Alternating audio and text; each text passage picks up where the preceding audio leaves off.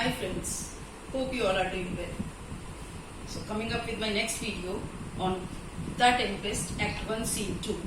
In this video I will start from line number 275. So here Prospero expresses his satisfaction with the work of Ariel.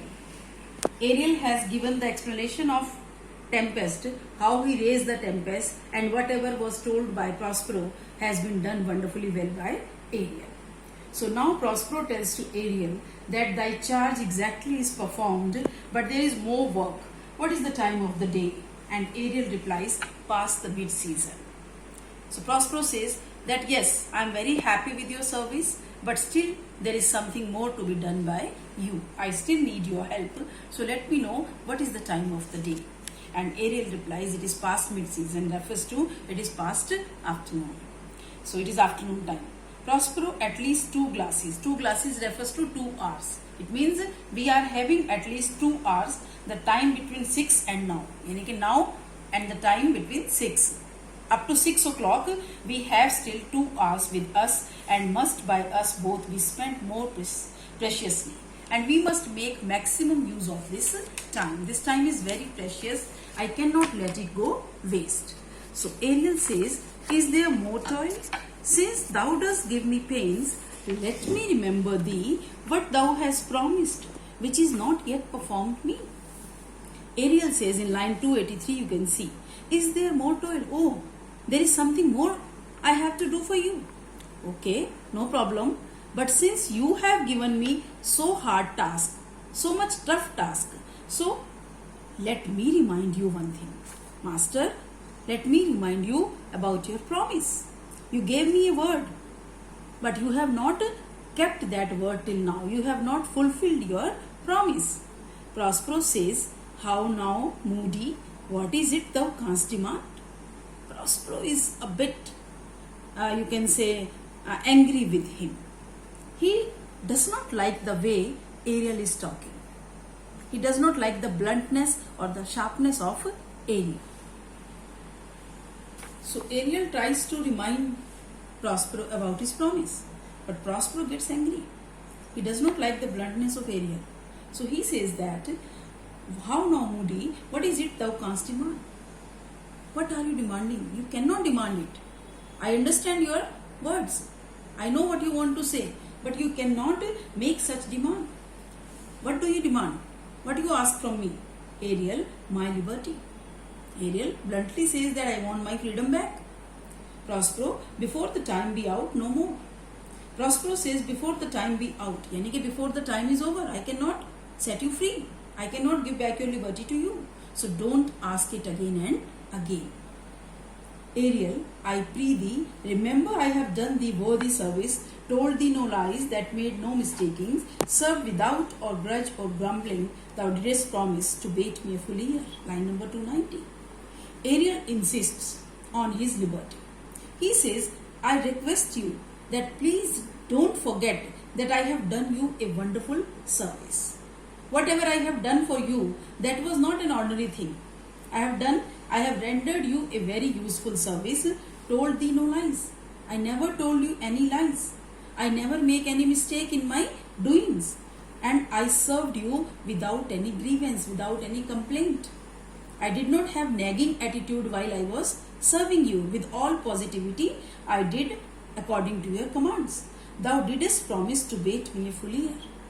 And you promised me that if I render you good service, if I make you happy with my service, so you will give me rebate of 1 year. It means you will set me free 1 year before. Prospero says, dost thou forget from what a torment I did thee free? But Prospero reminds him of his past. He says, Ariel, have you forgot that you were in such a torment, you were in so much torment, refers to in so much punishment, that I made you free from that? Have you forgotten that punishment in which you were and I set you free from that punishment? Ariel says no. Ariel makes a very small reply, no. So this small reply, this short reply just indicates that Ariel is afraid of his master. He could not speak anymore. Prospero says, thou dost, and thinkst it much to tread the ooze of the salty. Line number 296. Thou dost think it much to tread the ooze of the salt deep, to run upon the sharp wind of the north, to do me business in the veins of the earth, and when it is baked with frost. Line 300. So Prospero says, yes, you have forgotten. Ariel, actually you have forgotten your past. You have forgotten all my, you can say, gratefulness. You should be grateful to me, because I also have made you free from the torment, from the torture. But you have forgotten all my good deeds for you. And you think that by going deep into the dark sea, or by moving on the air, etc., whatever you have just done to bring that tempest, so you have done a very big job. You think that you are all powerful. Whatever you have done could not be done by anybody else. So that's why you are boasting of your strength before me. Ariel says, I do not, sir. Sir, I do not feel so. I do not mean so. I have no such intentions. Prospero, thou liest, malignant thing. Hast thou forgot the foul witch Cycrox, who with age and envy was grown into a hoop? Line number 305. In this part, we come to know who is Ariel and how he came into touch with Prospero. What Prospero had done for Ariel in past. So Prospero reminds him that, O malicious thing, you are telling a lie. You have forgotten that foul, wicked Sycorax, who due to old age and envy had grown into an old ugly woman. So you have forgotten that old ugly woman, that wicked Sycorax. You have forgotten her, I think. But Ariel, no, sir. Ariel is afraid. Sir, no, not at all. I can never forget her. Prospero, thou hast. Where was she born? Speak, tell me. Prospero says, no, you have forgotten. I have to remind you. Let me remind you. Give me answer. Where was she from? It means from where she had come. Give me the answer. Ariel says, sir, in Algiers. Ariel speaks in a very, you can say, fearful voice. He says that, sir, she came from Algiers.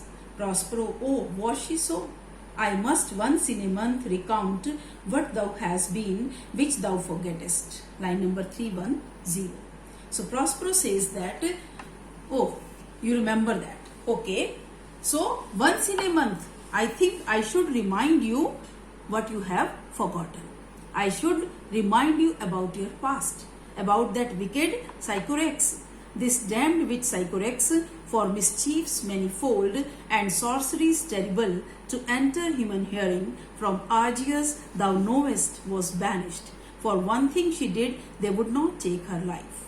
Is not this true? He says, Prospero reminds him the story of Sycorax. Actually, he wants to remind him of the wickedness, the shrewdness and cunningness of Sycorax. He wants to, you can say, terrify Ariel once again in the name of Sycorax. Prospero had helped him to come out of the grip of Sycorax. So he reminds him that wicked Sycorax, because of many mischiefs, she was practicing black magic and she was giving torture or tormenting the lives of people. Because of that, the king of Algiers expelled her from his dukedom, from his kingdom. And as a result, she was banished and left here on this island. For one reason, she must have done something good. For that reason, they did not take her life. Rather, they punished her with lifelong exile. So they left her here on this island. Do you remember that story? Ariel replies, sir. Yes, sir, I still remember everything. So Prospero continues, this blue-eyed hag was hither brought with child, and here was left by the sailors. So Prospero says, yes, that blue-eyed hag. Here you can imagine, no ordinary woman can have blue eyes. But this hag, this old woman, this old and ugly woman was having blue eyes. It means she was not like other ordinary women. So she was brought here, and at that time she was carrying a child in her womb. Here was left by the sailors. So the sailors left that old, wicked, ugly woman on this island. Thou, my slave, as thou reportest thyself, was then her servant. And my slave, you reported yourself at that time. Yeah, once you reported me, you told me that you were her servant. You were a slave to that old, wicked Sycorax. So, and for thou was a spirit too delicate to act her earthy and abhorred commands, refusing her grand hastes, she did confine thee. So, since she was wicked by nature, she was horrible by nature, she was cruel by nature, on the other hand, being a slave, you were bound to carry out her orders. So, when you found it difficult to carry out her abhorred commands, abhorred means those detestable, hateful commands, because that wicked old woman did not give you command to do something good. She was giving you very harsh commands, but you were delicate spirit. So you found it almost impossible or beyond your capacity to work on her commands. As a result, she did confine thee. Line number 320 around, she did confine thee. Confine thee means she imprisoned you. She got angry with you when you did not carry out her orders. So she confined you, she imprisoned you. By help of her more potent ministers and in her most unmitigable rage into a cloven pine. She was angry with you, unmitigable rage. Her anger could not be subsided. Her anger could not be cooled down. So she was just burning with rage against you. So taking the help of her subordinates, she just imprisoned you into an opening of a pine tree. Cloven pine tree means the opening of a pine tree. You can imagine a tree in which there is a small crack. So in that small crack, Ariel was imprisoned or confined by old Sycorax. Within which rift imprisoned thou didst painfully remain a dozen years. And in that small creek of that tree, you were imprisoned in a very painful condition for more than 12 years. You told me yourself that for last 12 years you had been imprisoned in that cloven tree, within which space she died. And during this course of time, the wicked magician, that old woman, died. She passed away. And as a result, what happened? You were left there into that cloven tree. There was no one who could set you free. There was no one who could help you to come out of that creek of that tree, where thou didst vent thy groans as fast as mill wheels strike. So you just were helpless and crying constantly into that small tree, and your groanings, your yellings, or you can crying, your painful cries were just striking all around on this island like the wheels of mill. Then was this island, save for the sun that she did litter here, a freckled whelp hag born, were not honored with a human shape. So on this island, besides you, who was left? Her child.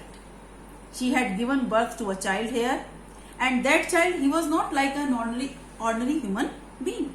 This child was also freckled whelp hag born, means D-shaped body, D-featured creature you can say, and his skin was having many spots like a animal. So with spotty skin, and he was deformed in his body shape. So this son was left here. Ariel, yes, Caliban her son. Ariel says, yes, I remember that it was her son Caliban. Prospero, dull thing, I say so, he that Caliban, whom now I keep in service. Prospero says, yes, he is a stupid creature, and you are also, because you have forgotten everything, that Caliban is now in my service. If you remember, thou best knowest what torment I did find thee in. Thy groans did make walls howl and penetrate the breasts of every angry bears. Line number 335. So he says that you know very well that you were in a very much trouble when I found you here. you were groaning in pain. Even your yellings, your shoutings could, you can say, move the hearts of walls. The walls were also howling with you in pain. It could penetrate the breasts of angry bears, means even the angry bears could feel pity for you. They could sympathize with you to hear your painful cries. So in that torment, I found you here. That Cyclops could not undo her magic, though she had imprisoned you using her magic skills. But if she were alive at that time, even she could not be able to undo her magic. So you would have been, you would have left in that pine tree forever. But it was my art when I arrived and heard thee that made gape the pine and let thee out. But when I arrived here and heard your cries of pain, I took pity on you. I sympathized with you. I opened that tree. I tore apart that tree and set you free. Ariel says, I thank thee, master. Ariel says, I am thankful to you for this kindness. Prospero, if thou more murmurest, I will rend an oak and peg thee in his knotty entrails till thou hast howled away 12 winters. Prospero again scolds him. He threatens him that if you keep on murmuring, if you keep on complaining, if you keep on asking for your freedom, so you know what can I do? If I can make you set free, so I can imprison you again into that same oak tree. And another 12 winters, 12 years, you will be confined there. Ariel, pardon master. Ariel at once gets afraid. He seeks his pardon. He says, excuse me, please forgive me, master. I will be correspondent to command and do my spitting gently. Ariel says, please, whatever you command me, I will correspond, means I will work accordingly. So please, don't be so angry with me. Do my spiriting gently. Spiriting means my activities as a spirit I will do in a very gentle and humble manner. Prospero, do so, and after 2 days I will discharge you. Okay? You do whatever I tell you. After 2 days I will set you free. Don't worry. I will give back your freedom to you. You will be set free. Ariel, that's my noble master. What shall I do? Say what shall I do? So Ariel says, my noble master, you have just assured me and I am very thankful to you. So now let me know what I have to do. Prospero tells him, go make thyself like a nymph of the sea, be subject to no sight but thine and mine, invisible to every eyeball else. Line number 355. He says that you go and dress up like a nymph. And you dress up in such a way that you should become invisible to all eyes, except you and me. Anyway, you should be invisible to everyone. Only I can see you or you yourself can see you. So dress up or transform yourself in such a way like a nymph. Go take this shape and here come into, go hence with it. Go and come fast with this transformation. So Ariel exits here.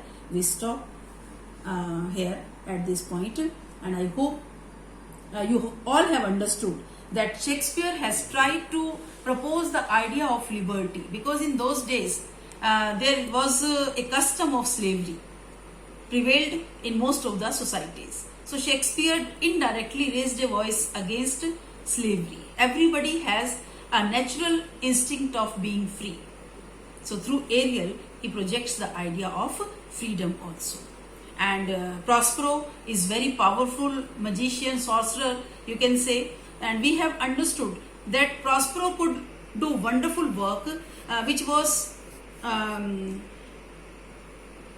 equivalent to any great sorcerer. So that's all in this video. Thank you. Stay blessed.